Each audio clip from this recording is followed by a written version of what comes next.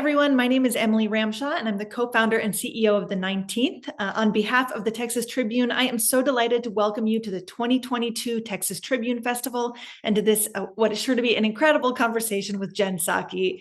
Jen is the former White House press secretary under President Joe Biden. Previously, she served as the White House communications director in President Obama's administration and as spokesperson for the U.S. Department of State. She just joined MSNBC as a commentator and host. Welcome, Jen. Thanks so much for joining us. I'm so happy to be here. I am in my office, Emily, of 7 days. So as you can see, there's absolutely nothing on the walls, not even evidence I have a family or anything. But in a week, I'll get a little farther in that journey. Well, we are looking forward to that. And hopefully there will be further Zoom conversations where we can see all those in the backdrop. Exactly. So I want to take a trip down memory lane here in just a bit. But before I do, as you just said, you started your new job as a commentator at MSNBC just last week, and you are set to also be anchoring a forthcoming show, correct? That's right. Coming early next year. Well, fantastic. Well, I hope you could just sort of tell us a little bit about what we can expect to see from you and how frequently we can expect to see you, sort of how you're thinking about your role at MSNBC.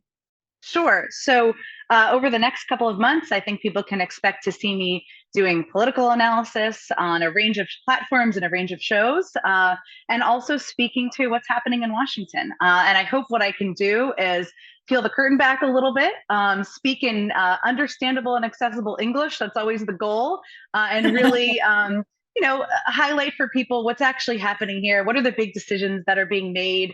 What's happening in races across the country? So I'll be doing that over the next couple of months until the show launches early next year. Amazing. And can you give us any insights on the show or what we should expect from the show? Well, I do have a little bit of time, Emily, as you know, to develop that. It's a lifetime in television is a couple of months. But how I've thought about it is I have a couple of North Stars. I think there's only one North Star, but I've given myself a couple. One of them is, how I want people to feel when they watch the show. There's a lot of things to be pissed off about out there. Believe me, I'm pissed off probably a couple times a week and feel enraged by. But what I want people to feel is not rage. I don't want them to want to burn down their neighbor's house. I want them to feel informed and empowered. And that to me is why I watch programs or why I read the 19th or long form journalism or watch a range of television shows, because at the end, I want to feel like I knew something I didn't know before. And it's something I want to tell my neighbors, my sister, my friend from college. The second piece, and this comes from many, many years of communicating, some days better than others, I will be honest, is that I am very much a believer we don't need to underestimate the intelligence of the American people. And I think people want information. They want to know how things are going to impact them. And there's a way to do that where you're talking about complicated issues and making it accessible. And so, that's my second goal, what the show looks like and the format and what's called. I've got some time to figure that out and work with a lot of very smart people here to do that. Amazing. Well, I'd like to sort of compare and contrast a little bit by sort of revisiting what the last couple of years were like for you. Yeah. White House press secretary is an utterly grueling role. You were in the midst of a pandemic. You were trying to parent. We had the Dobbs decision. I don't think truly anyone understands what that pressure was like. And I'd like for you, you talked about sort of explaining things in plain English. Explain what that pressure was like, what that job is like on a day-to-day basis. I think basically any mom, working mom or not, would relate to this. My last job was a little bit like I was on 24 hours a day, meaning, I woke up typically in the fives. I like to say sometimes it was 5, sometimes it was 5:55, depends on the day. My kids ended up getting up with me because they would hear me walking around. My husband says I'm 5'3" and not a very big person, but I stomp like an elephant around the house. So I'm very loud in the morning. And so it ended up being that I spent a lot of time with my kids in the morning before I went to work. That's not what I would have predicted necessarily, but what it meant was that I didn't really have the luxury that I had had when I'd worked in the White House previously to spread out the newspapers. I still like the hard copy. I don't know if that's sacrilegious, but I do. No, we all do. We all do. And I read it on airplanes. But I didn't have that luxury. So I would just try to juggle, I would do Legos with my kids, or make art projects with my kids, make them breakfast while I was trying to kind of intake what was happening as well. And then I tried to leave. I obviously spent the whole day working at the White House and doing everything that entails. And I would try to leave at around 7 to get home before my kids went to bed. That didn't work out perfectly every night. I have changed diapers on the phone with presidents, more than one, by the way, not just President Biden, but also President Obama. I'm not sure if they know that. Now they do. Many days I just tried to do the best I could. I tried to give myself grace in the imperfection that was trying to do that balance. I did find, and actually Rahm Emanuel, of all people, gave me this advice, which was that if you can carve out time each week that is sacred to you in some way with your family, it is a huge mental boost. But also most people you work for will understand that. And I tried to leave work around 5 on Fridays, if I could, not always possible, to do pizza night with my kids and my sister and brother-in-law and my niece and nephew. And it just was something that, it was wild and crazy, 4 kids running around the house, insanity. But I looked forward to it, and I tried to protect it and preserve it the best I could. That's beautiful. And I mean, I relate to it a lot. I've got a 6-year-old. I bet. But talk to I me. know you do. But my world is different than your world was. Talk to me about the day-to-day pressures of that job. What is it like to be behind the podium? What is it like to have this barrage of questions coming at you, needing to serve all the different people that you're trying to serve, certainly the president at the top of the list. What's a day in the life like? What does it really feel like to be in that job? I think it felt, I've only been the press secretary following President Trump. So that's my only experience doing the job. But I will say that from the moment I started the job, it felt like it had this added pressure of, or responsibility, it's maybe both, of trying to make the briefing room a place that was not a forum for propaganda, but also kind of taking the temperature down. So that was kind of an additional pressure. But I would say day to day, what I felt the pressure to do was to both represent what the president was thinking, which meant I was probably pretty annoying to people inside the building leading up to a briefing, because the truth is the briefing was always the best part of the day. At that point, you've learned everything you're going to learn before you go out there. You've hopefully spoken with the president. I did. I've harassed the chief of staff about things I didn't know. I've called up Jake Sullivan, Brian Deese, Susan Rice, people I needed answers from. It's a test essentially. But the pressure, I think, was to represent his views and make sure he knew that if I didn't, he should tell me that. And also try to respect the questions and the interest of the press without allowing for it to become a room where people were projecting their own points of view. But yes, it was a pressure. I don't think I realized it. I actually spoke to Dana Perino about this over the last couple of months. Since I left the White House. About her. Yeah, because all these women who've been in this role, I wondered if you talked to any of the other women who'd been in this role before you.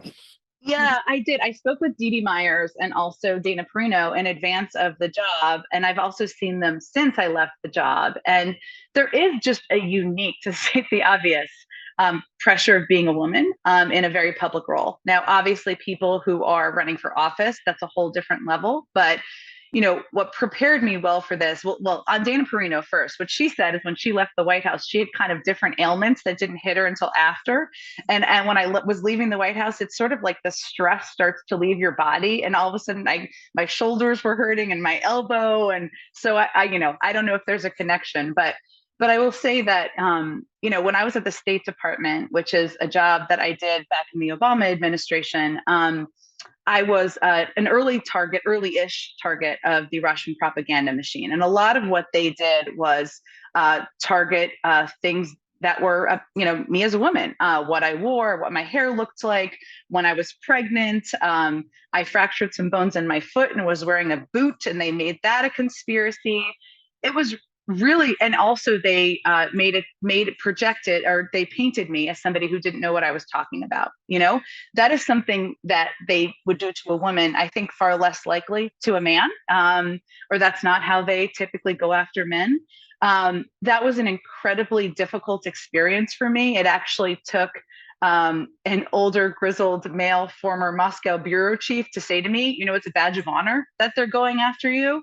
But what that taught me is you have to kind of take bullies on, not physically punch them in the nose, and not really, but to take them on and call them out. And that made me better prepared to digest, accept, push back on times where I was, the depiction of me was difficult at times when I was the spokesperson from the right specifically. No, absolutely. I mean, I want to dive into a number of aspects that you just touched on in that. There's a lot to unpack there. There's so much to unpack there. Let's start with your relationship with the president. You were talking about how you sort of work to amplify his priorities.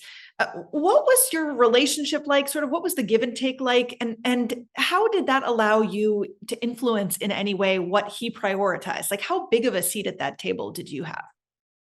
As a 5'3" person, a pretty big seat.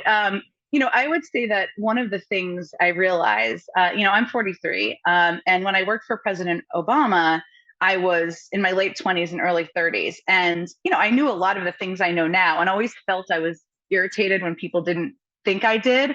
But I'm so much more comfortable in my own skin now, right? And just my own sense of self. And that was hugely valuable because I came in and I didn't know President Biden very well. He didn't know me. And that's actually something I raised with his team when I was talking with them about this job. And so, because I've always felt that personal relationship is vitally important, but I do think because I have had kids, I've lived some life, I've experienced disappointment, all of the things that a lot of people experience in their careers and their life in their 30s.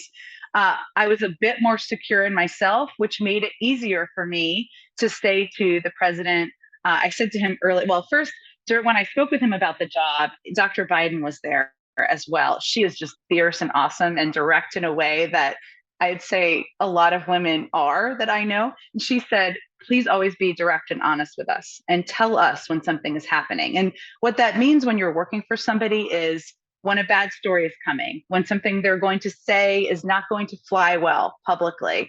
And I took that to heart. I wasn't responsible for telling him about every bad story, but certainly many of them. And I said to him early on, I will know that that we have an authentic relationship when you get mad at me for the first time, right? Where you tell me you didn't like something I did or said. And it did take a minute, but I'm a believer that is when you have an authentic relationship. And I just approached the job with less fear than I would say. I was so intimidated by President Obama when I worked for him that it took me years, and I was his last communications director. It took me years to feel comfortable enough with myself to speak truth to him. I feel like I came into this job, even though I didn't have a history with him, feeling more comfortable about my capacity and ability to do that. So you set me up. I'm going to ask you when the first time Biden got mad at you was. Oh, man. So, early on, he is a stickler for speaking about things in English. And I agree that there's a huge problem in how, sometimes in Washington, everybody's speaking in another language and vernacular. Nobody in the world understands. And I remember early on, it was probably a couple months in, he was preparing for a speech. And we were sitting at a table as he was going through the speech. Over in the East Wing. And he said to me, well, what are the press asking about? He used to ask about this a lot because it was kind of his prism to the outside world in many ways. And I said, well, they're asking a lot about how people can get checks if they don't file taxes. And he said, oh, God, that's a good question. What are you saying? And I said, well, first I say for non-filers. And he goes, whoa, whoa, whoa. What the hell is a non-filer? And who knows what that means? He's right. He was right. And so it wasn't that he was so angry. His point was, nobody understands that. And he was like, try it again, So I think over time, that was kind of my first inkling I remember. But, over time, there were many issues he had very strong views about. because he was president. He is the president about how he communicated about. And I always gave him an option to tell me if something I said wasn't right. And, he took advantage of that sometimes or seized the opportunity, I should say. Yeah. Did you ever flip the tables? I mean, were there ever times where you were concerned about how available or not he was with the media? We talked a lot about the right way to engage with the press. I will say that he answered more questions when I was the press secretary than the past president I'd worked for. He just did it a couple times a week by taking questions from reporters at events. He did two formal press conferences while I was there.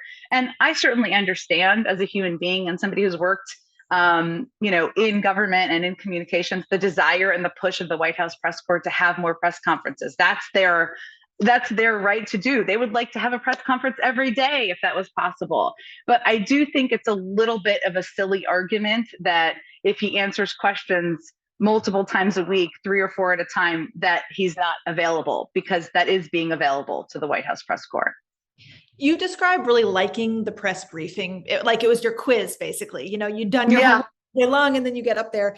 I have to tell you that is a moment that would scare me totally shitless. Like, I mean, were there ever days where the back of your knees were sweating, or where you were shaky, or where you were like, what am I about to get asked? And what if I screw it up? I mean, do you feel terror, or are you superhuman? No, I'm not superhuman. I mean, first of all, early on, I was thinking, and this is like a classic case of imposter syndrome, like, oh my God, I'm going out to do the briefing. Like, does Robert Gibbs know I'm doing this? Because he was my first boss in the White House.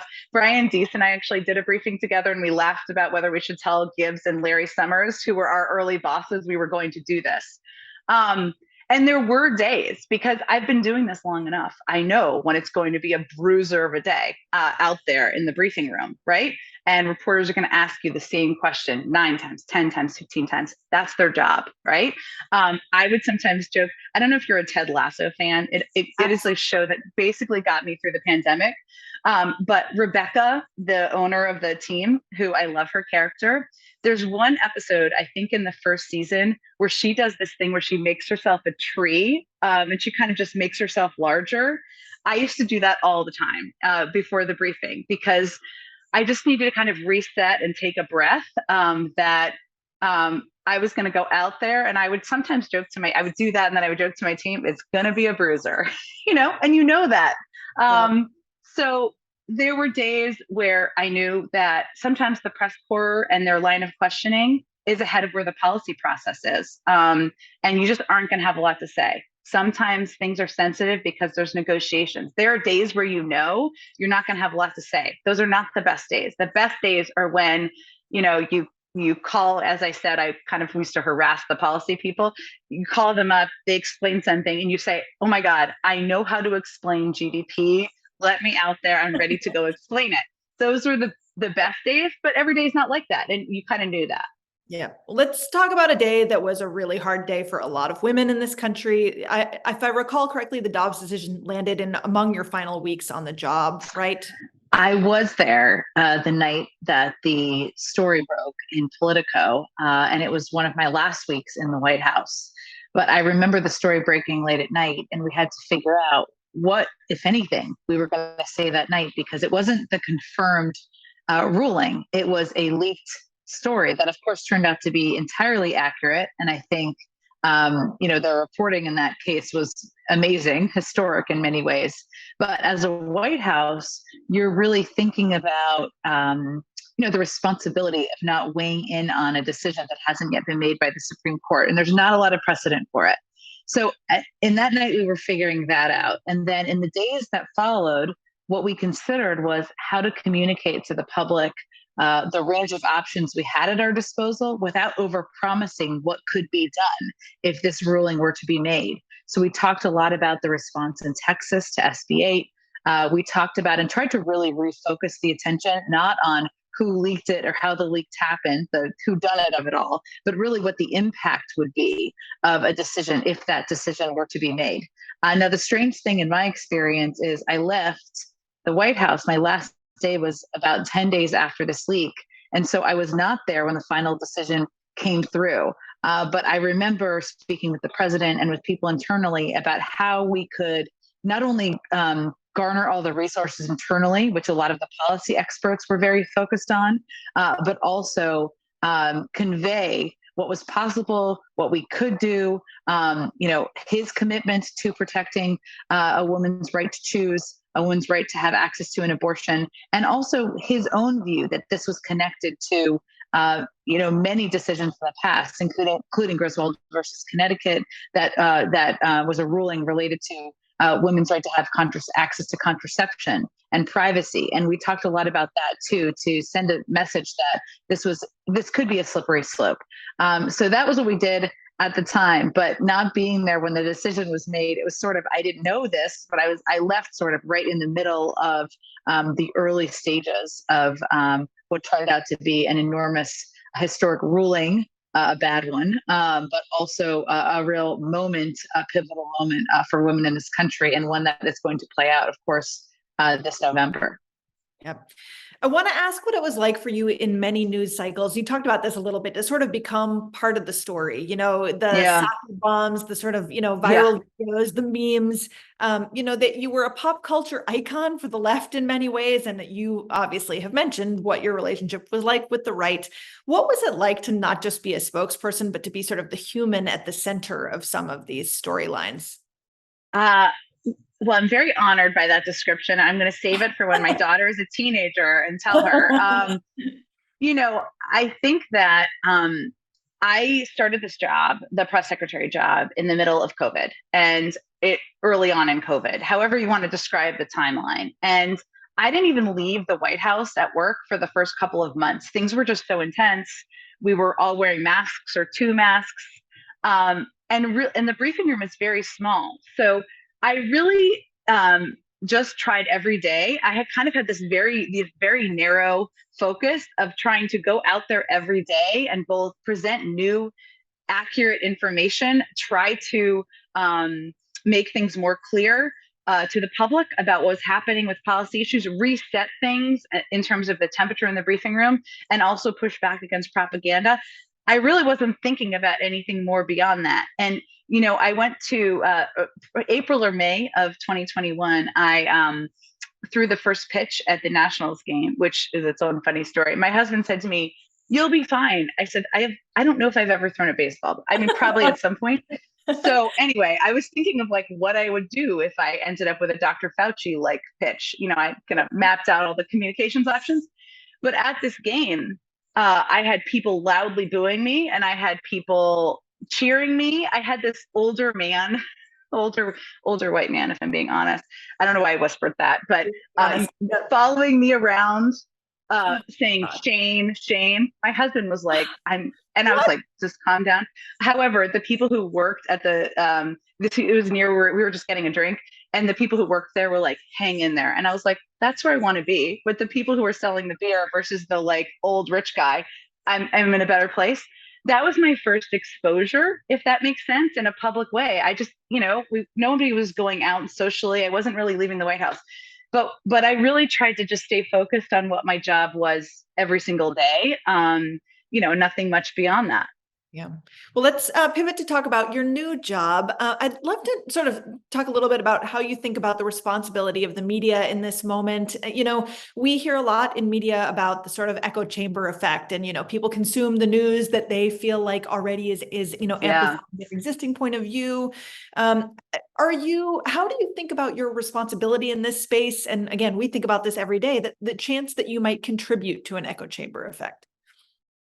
I think it's being really conscious of that problem is the first step. I've lived and worked in Washington on and off for 20 years. Washington itself is an echo chamber, right? It's also where the policy making is happening in the country. And I know from, obviously working in White Houses, but also being a contributor at CNN and now here, that Twitter, for example, is a huge driver of what people are talking about.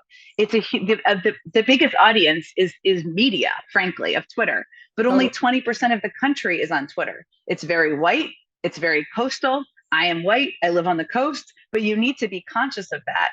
The other thing I think living in Washington, and I know you've spent time here and obviously I've covered a lot of things here, is that people speak you fall into a vernacular. This is true of a lot of industries, right? Business, Hollywood, certainly in politics, where you think, I mean, it is quite possible there was a barbecue last weekend where people had a conversation like this. My boss is a member of the squad. Yours is a member of the Blue Dogs, but we're all grateful for the gentle lady from Arizona for the work she did in getting the energy bill, climate bill passed. It's like, I know what that means. Most people don't know what that means. And it's really being conscious of talking about hard issues in a way that's accessible. And I think honestly, it's about checking yourself regularly, right? On whether you're doing that effectively or not, and not being immune to new information. That is something that often happens, right? You're working for a political party, you're working for a candidate, you're working in a White House, and sometimes you're working in media organizations, and you're saying to yourself, and we were talking about the Dobbs decision, that's an example. I remember back in June, I think it was June, yes, when the decision came out, a lot of Republicans I talked to were saying things like, well, yeah, there's going to be energy on the left, but there's going to be energy on the right. And in the moment, I was like, that's probably right. That's totally wrong, right? There is energy, sure, on the right, but the energy is on the left. It's in the middle. The vast majority of women in independents, Democrats, and men too in this country believe a woman has a right to choose. Believe a woman should have access to an abortion.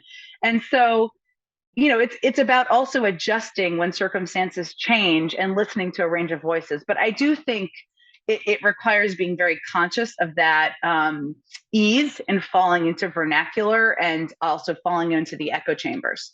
Yep, absolutely. Well, NBC took some heat from its employees initially about your appointment at MSNBC. You saw this obviously saying it was too soon, that it looked too cozy. Do you think that your appointment sent any particular message to the subset of Americans who believe the news is too biased? Or do you think this is, something that people didn't need to be concerned about? Look, I'm not. I believe that I'm going to be transparent about what I believe, and I can't exactly. I've been in public roles for quite some time now in politics. I'm not going to hide from the fact that I believe in a woman's right to an abortion. I believe that people should be able to marry who they choose. I believe people should have access to health care. I don't know. I don't see that as a partisan thing. I see that as just what I believe, and I will be transparent about that.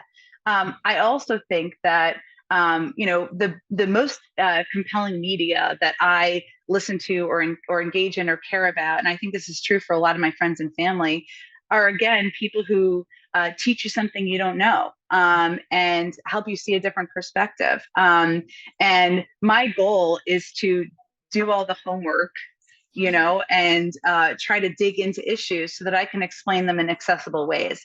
It's not to randomly, gratuitously whack people from different parties, but I ultimately think you'll be judged by what you do. And that's how I'm going to approach this job. I'd like to ask just a little bit about sort of mis and disinformation. Obviously, this was something you very paid close attention to in the White House. We see things like headlines like the White House asking Instagram to take down the fake Fauci account. I'm curious sort of what you think the appropriate role is for the federal government when it comes to this kind of speech or use of social media for dis and misinformation, and sort of does your calculus shift, on this at all, going from White House to media? Well, look, I think people shouldn't misunderstand what they're doing. I mean, these platforms have publicly stated policies, right? Facebook, Instagram, and others about how they address misinformation.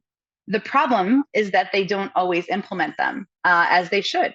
And nobody is telling them this is what your policy has to be. They're telling them implement your own policies.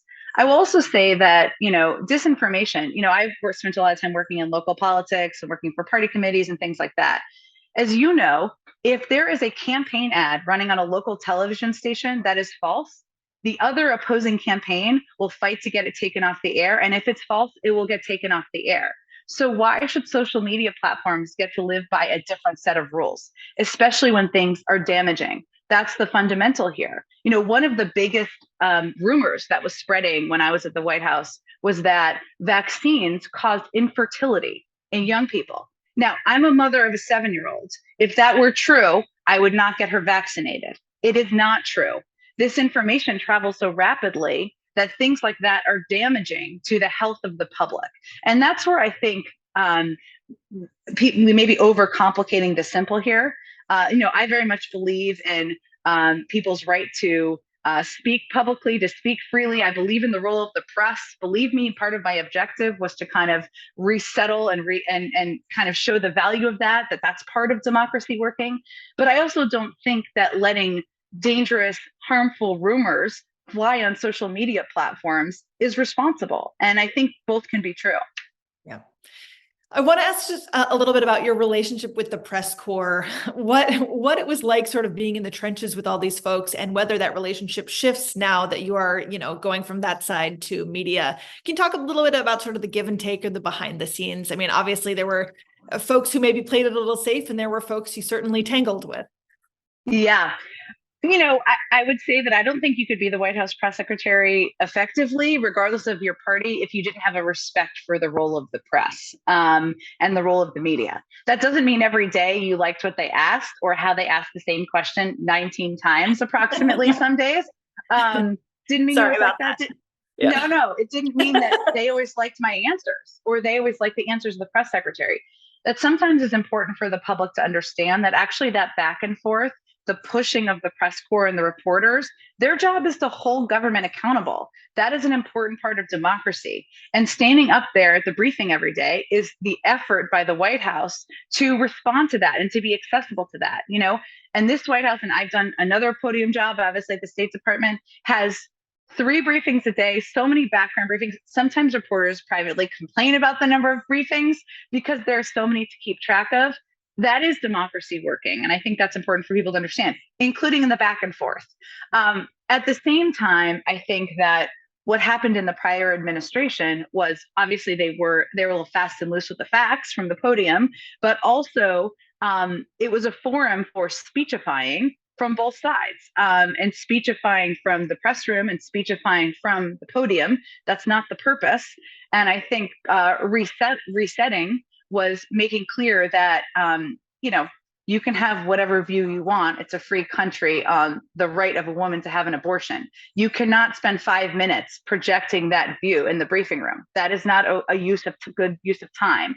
And so figuring out when the moments were to cut people off was part of it. And, most days I think I tried to do that fairly. Some days, I'm an Irish lass, so you got to temper at times, but I tried to maintain a cool and collected nature whenever I could.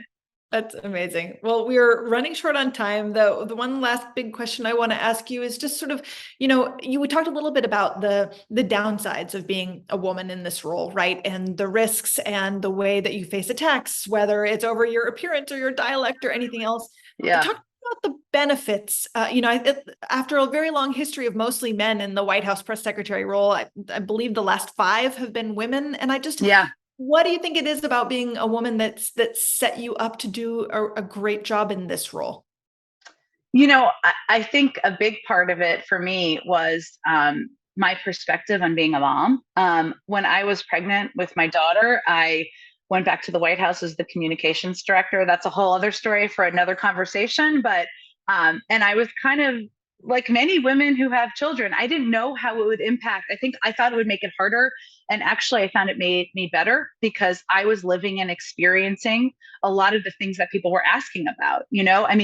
Schools being closed, not being able to find masks, not knowing, can I have a play date in my house or not have a play date in my house? That reflected my ability to participate and have a seat at the table in meetings more effectively. But I also think it made me better at the job. I think there are also some qualities of women that are different than men. That's a very generic statement, but the press team that we built when I was there was the most diverse in history, and not for that sake. It's important to do because if you don't, as you know, it's kind of part of your mission, right? But it also made what we did better and how we prepared for briefings better because we just had different perspectives and it made our team stronger. And, that's also something I think, when I was in the press office early in the Obama administration, I was the only female spokesperson, right? Never mind broad diversity and all of the meanings of that. And, I do think that as a woman in an industry that's male dominated, that was important to me. Not just other women, but women of color, men of color, more members of the LGBTQ community on the team. But I do think being a mom and having that perspective, and also like the crazy efficiency you have as a mom, made me better at the job. Amazing. Well, Jen, thank you so much. We are out of time. It's been such a pleasure to get to share the Texas Tribune Festival with you, and we are all really excited to watch you in this new role. We'll see you Thank on you. all of our screens very soon. Thanks again. Great to be here. Thank you, Emily. Great to be here with you.